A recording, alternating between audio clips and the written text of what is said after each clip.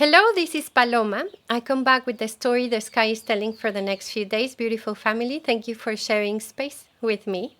So this week we start Pisces season. The sun will enter this school of compassion and unconditional love and service on the 18th of February. This is a vibrant space because the north node of evolution is already there, inviting us to connect, to remember the spiritual nature of all existence in inseparable and sacred union with the visible realm of manifestation as a fractal of totality. At the same time, Pisces is the last school of the zodiac, so there is the experience of everything and everyone there. It's the collective subconscious energy, the great ending and the great beginning. In my membership, I named this week the ocean towards which every river flows, because Pisces also connects us with the source energy, with the spiritual home that we left, that we go back to.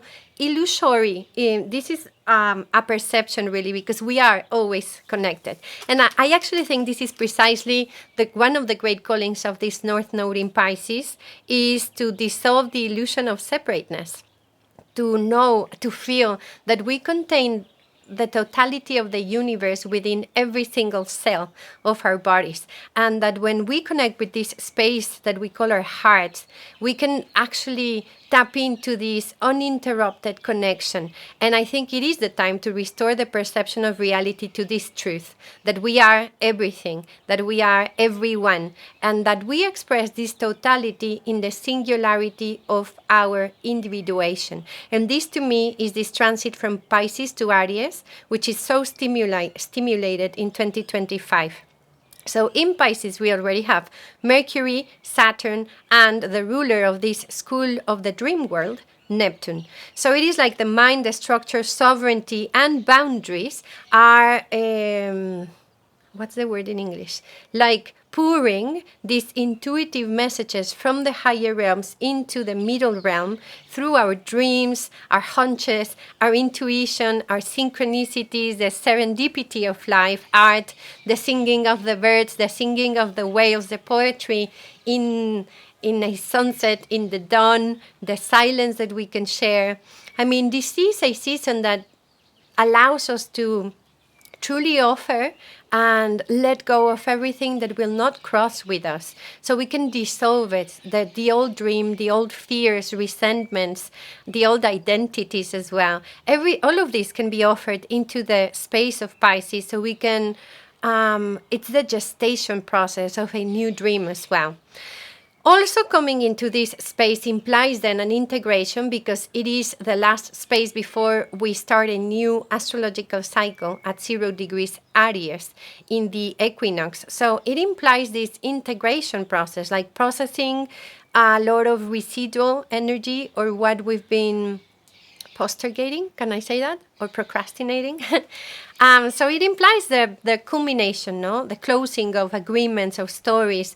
We not only find dreams at the end of this cycle, we can also find nightmares. So we can decipher their meaning and truly emancipate the depth of our psyches. There is an uncertainty in this space, especially if we are too attached to control, because it feels like an empty space. It is incredibly fertile. It is filled with everything, and yet it feels like the nothingness. It's quite existential, I would say, because this is the axis of existence, Virgo, Pisces. I have noticed this conversation in my daily life and my one-on-one sessions, like this feeling of being a little lost or confused, like this blurriness in the sense or the purpose that we usually felt very grounded in. And there is this deep longing to serve divinity. And yet clearly in our lives, like in our work and our service specifically, there is an update that feels unavoidable, I would say.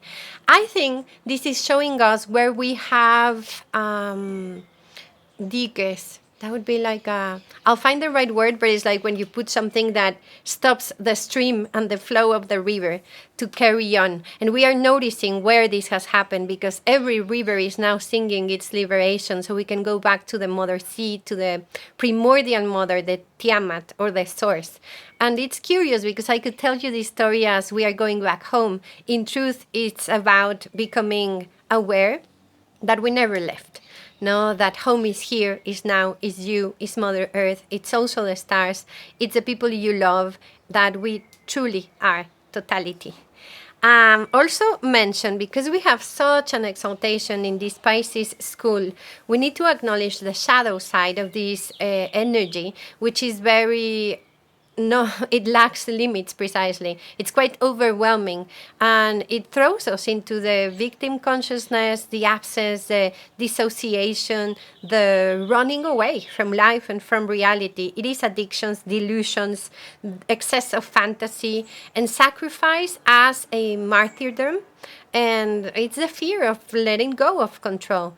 I would tell you the individuality of your soul cannot be lost. You won't cease being you because you are dissolving everything that you thought defined you but was actually limiting the infinite potential of the truth of who you are, which is a creator. So this is a time to trust, to flow, to pray, to meditate, to sing and dance a new world into manifestation. And with all this water, dear family, let us take some earth. Let us ground ourselves. Also to say, important for this week, Mars is stationary. He's going to move, he's almost moving direct. So we know when a planet is stationary, he's very powerful because he's very close to the Earth. And these underlying subjects of Mars, especially retrograde in Cancer, about managing our emotional security, finding and being the safe place within ourselves and creating and sharing safe places of belonging, of home in the world. These adjusting or recalibrating our action, our will, our motivation, our direction. This is all coming into a culmination very, very soon. And he still is holding this trine to Saturn, which to me feels like it stabilizes the energy and it calls us into the necessary boundaries to take care of ourselves, to become accountable, responsible, and wise when we take action. This is something that we realize from the inside out, actually. And it is through listening to our waters, to what we feel, without identifying too much with what we feel, because that's not who we are. Yet there are messages there. The shadow side of Mars being so intensified this week, it's that he's very territorial, especially in Cancer. So we could be emotionally reactive. And let us know how to feel, how to manage this experience so we can truly respond. And let us start connecting with this with our motivation, the true motivation of the strength of the love that we are. If anything, I feel this transit has given us clarity about where to invest our energy, because it's very clear when it gets very draining or when we feel nurtured by these choices. So when we have little energy available, we need to be wise about how we use our energy. Let us harvest this wisdom throughout this whole cycle. Also mentioned throughout the whole week, we have the North Node conjunct Neptune in Pisces. So this really transcends the effort of our minds to understand, which is in this guy another attempt of control. I think the mind is just gonna get tired of trying, and I would say let your mind be tired. Let your mind surrender so we can truly move into our hearts for guidance. I would invite you to offer yourself grace and offer the world grace, because this is the school of compassion after all. We also have this week Mercury weaving a square to Jupiter, Mercury in Pisces, Jupiter in Géminis. So Mercury in Pisces is very intuitive. It's not linear at all. It's not rational. It's opening us up to this very intuitive intelligence, artistic, symbolic, telepathic. And in this relationship with Jupiter, which Jupiter is already giving us a lot, maybe too much, too many options, ideas, possibilities. It doesn't seem like maximum clarity, to be honest, because we could be idealizing or exaggerating or maybe even dissociating too much. Let us ground ourselves. And not everything is as it seems for now. And I would just say this speaks to extremely enhanced creativity. Like we can fly with our imagination. So, we can do that. It's just not the moment for the final decision or the signing of the contract, but have they call it in Spanish, lluvia de ideas, which is like there is that, oh my God, rain of ideas, no? Like the pouring of creative ideas. And then we will have the chance, once Mercury is actually going to speak to Mars at the end of the week. And in a little while, we'll speak to Saturn as well. And I think we're going to filter these dreams and these ideas so we can choose where we're going to invest and commit our energy to make them real. So I would just say be aware of not making promises that we will not be, even if you have the best intention, be aware of your promises right now. We are in times of mastering the present by honoring the truth.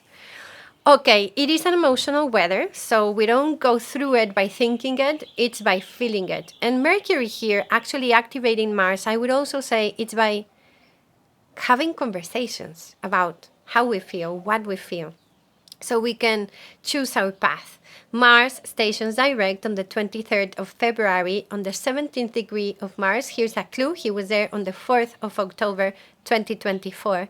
It's been to me, it has felt like a very long journey with Mars here. So he will give us next week like a window of opportunity to unstock some of the Mars energy and feel a bit more vitality, I would say. Let us just be aware of impulsivity when Mars shifts direction, because as you heard, it is an emotional weather. And the next week, we're going to open the eclipse season with the new moon in Pisces. March is a big, big, big month with everything happening. So let us call in temperance and sweetness and tenderness, and have the certainty that we are ready because everything has led us here. We are the rivers flowing to the ocean. That being said, I would say for this week, let us just trust. It was reminding me of the Tao, of the way that embraces water. I don't know if that's a translation, but there is this principle called the Wu Wei, which I'm also not sure you pronounce it as such, but well, it basically speaks of doing without doing or action without action. It's kind of hard to describe, but it's about not trying too hard to make things happen or to fight against the currents of life. It's more about allowing yourself to flow with the currents of life, which doesn't mean that you don't participate. It's about allowing the right action to emerge spontaneously, naturally. This is a fragment of the Tao Te Ching. It says, I have it in Spanish. Let's see if I can translate it. If you precipitar, if you go too fast in your action, you will fail. If you try to seize things, you will lose them. If you try to force the culmination of a project, you might ruin something that was almost ripe. Can you truly stay still and peaceful until the right action appears spontaneously?